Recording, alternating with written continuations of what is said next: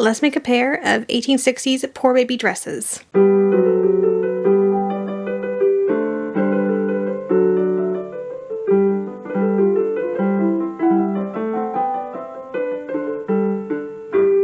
Hi everyone, I'm Caitlin and I teach old-fashioned sewing skills, and today we're going to be making some 1860s style baby clothes.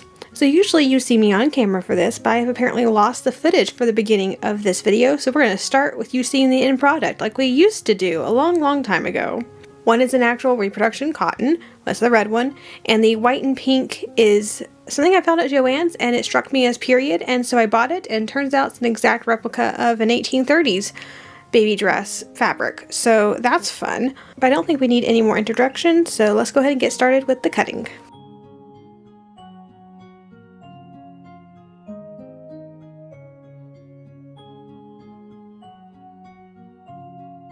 I ended up not having time at the event, so I'm sewing them at home. Actually, scratch that. I had time, but it occurred to me that this style of dress could be used from 1855 to 1865, but the Victorian hand crank sewing machine that I brought with me to the event was a chain stitch machine, and that was not sold to the public till the very late 1850s. I think it was 58 or 59.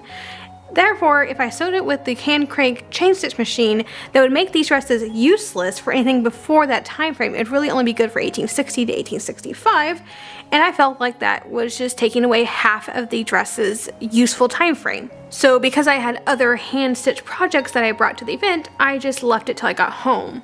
Now, I very well could sew these by machine. Machines were around and everywhere by the 1850s and 60s. But these are infant dresses for the poor, so I figured hand sewing them would be more authentic.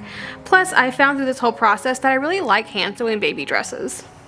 So I started with running up the side seams. I erred on the wild side, and I decided not to fell these seams, although I really ought to, considering the fact that they are not on the selvage.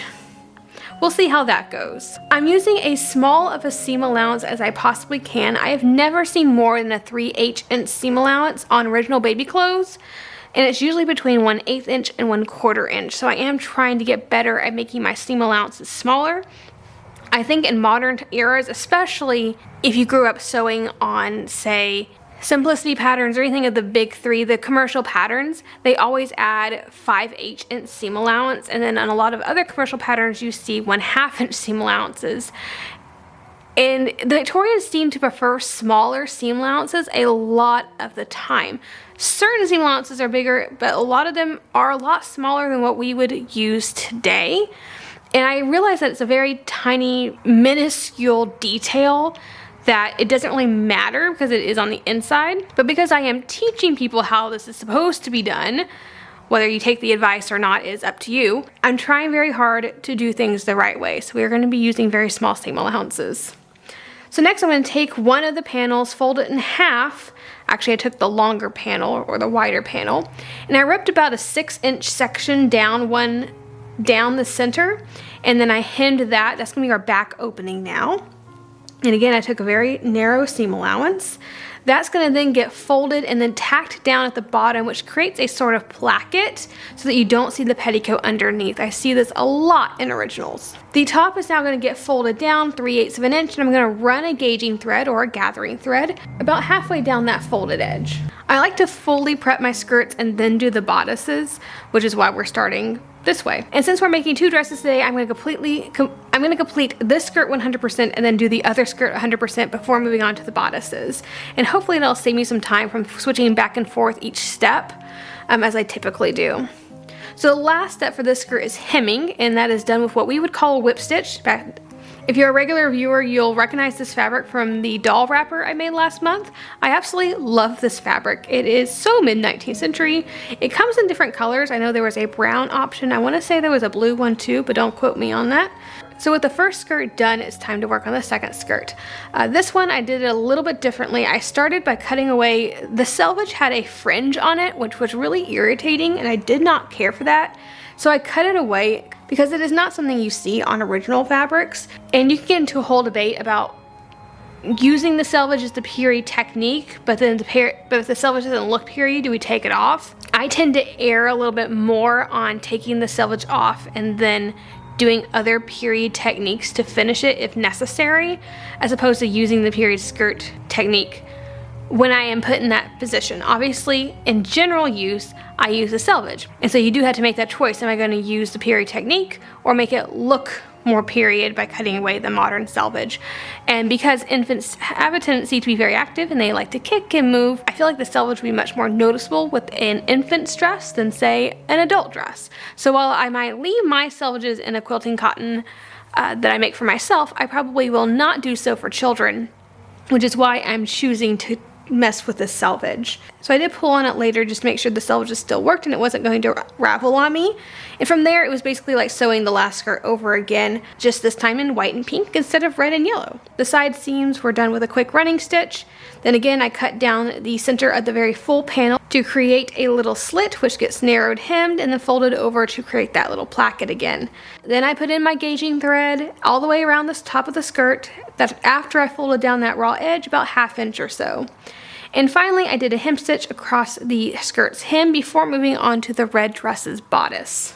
Well, really not the bodice. I decided to start with the sleeves first for the red dress. I sewed them up, felled the seam, and then I narrow hemmed the bottom edge before getting to the bodice.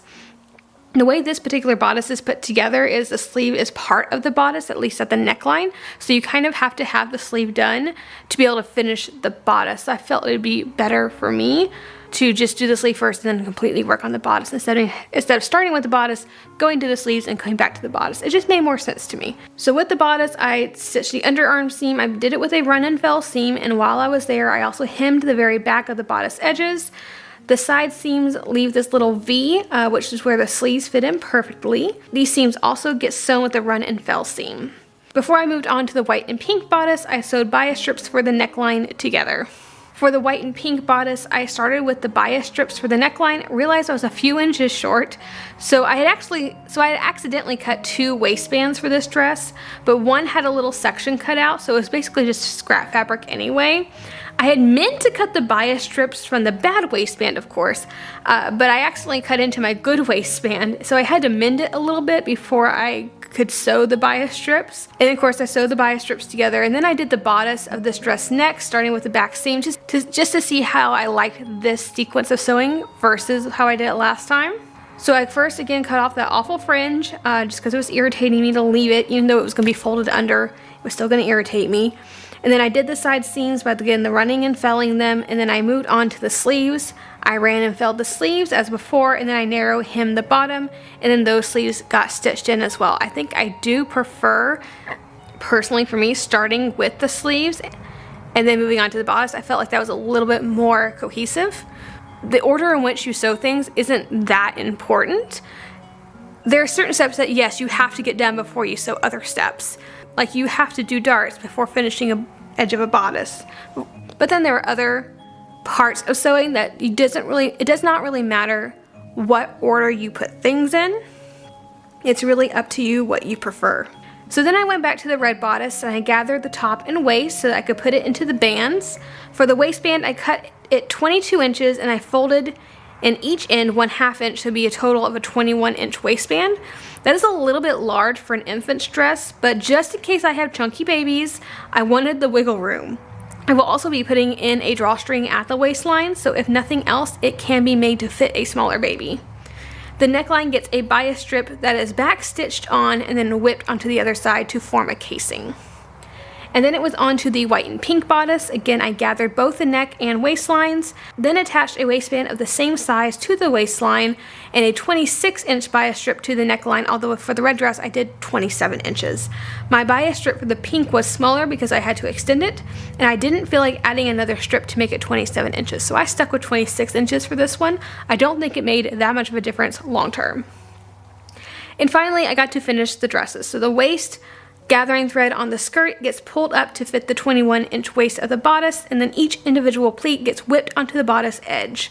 I have seen original adult dresses with only every 2 to 3 pleats whipped to the bodice, but I've only ever seen this way on baby clothes, which is an interesting observation. I'm not sure if it's a sewing rule yet, but I do find it interesting. And finally, I took some 1/4-inch twill tape and used a large dull needle to put a link through the neck and waist to make a drawstring. And of course I had to do the same thing with the white and pink bodice. I pulled up the gauging thread on the skirt and attached it to the bodice's waistband. Each and every pleat got whipped just as before, and the very final step, I added the twill tape to the neck and waistlines to complete this dress. And now we get to see them on hangers in the sewing room. Alright, there we are. So I think they turned out super cute. I am very pleased with those. I was not sure about the sleeves for a while. It's not my favorite type of sleeve. That little flutter sleeve is what I call it.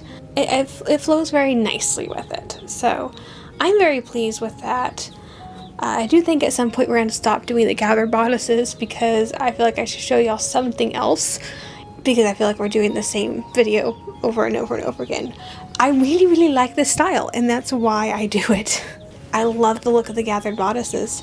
But there weren't just gathered bodices back then. There were plain bodices as well. There's plenty of options.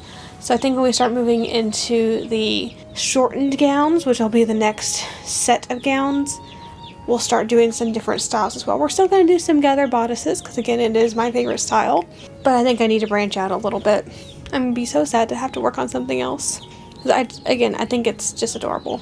I think I am extremely pleased with both fabric choices this month, and that red is just stunning. I love that red fabric so much. And the pink, I'm kind of disappointed with myself because I finally found the original that is basically an exact copy of that fabric, which I picked up at Joann's for like $3 a yard several years ago, and I kept going back to it because I would look at it and I was like, no, that's not period, it doesn't look right. Something's off. And I go around the store and I kept going back to it going, I think it's period. There's something telling me that it's right. Even though my brain was saying, no, it's not. Like, it's like a donut shape. Like, why are we having donuts and fabrics in the 1800s? But something inside me was telling me it's period, so I picked it up. And then later I found that original, then I lost the original. I couldn't figure out, well, not the actual original, but the picture of the original. And so I finally found it again, and I'm kind of mad at myself because it was an 1830s baby dress. It wasn't 1860s. Too early than too late, because it's a lot easier to justify an 1830s fabric being made over in 1860 than it would be to justify an 1860 fabric in 1830, right? In this instance, I'm going to say it's my dress from when I was a child, and I took the fabric and remade it for my own child. That's the story I'm going to be going with for this, since it is more of an 1830s fabric. But I am pleased that I finally found that picture because it was kind of bothering me. I was beginning to think maybe I imagined the whole thing and that I didn't find an original of basically the exact same fabric. But no, it exists. It's a real thing. I knew that thing had poofy sleeves, and I was, it's a toss-up whether it's 1830s or 1860s, because I know it was a child's gown from what I remembered. So I was thinking, okay, it's a toddler dress. I remember it had poofy sleeves. So the only two time periods that I study that have poofy sleeves are the 1830s and then the 1860s for baby stuff. It's one of those two decades, and I couldn't remember which one. And I forgot about the fabric when we did the 1830s baby dresses. I'm kind of sad about that. I forgot that I had this. But it works for 1860s too. It's fine. So we'll use the rest of it for 1830s. That's it for this month. If you've enjoyed the video, please like and subscribe to the channel. Click the little bell notification so you're notified anytime I upload a new video. And as always, have a fantastic week, and I'll see you back here in the next video.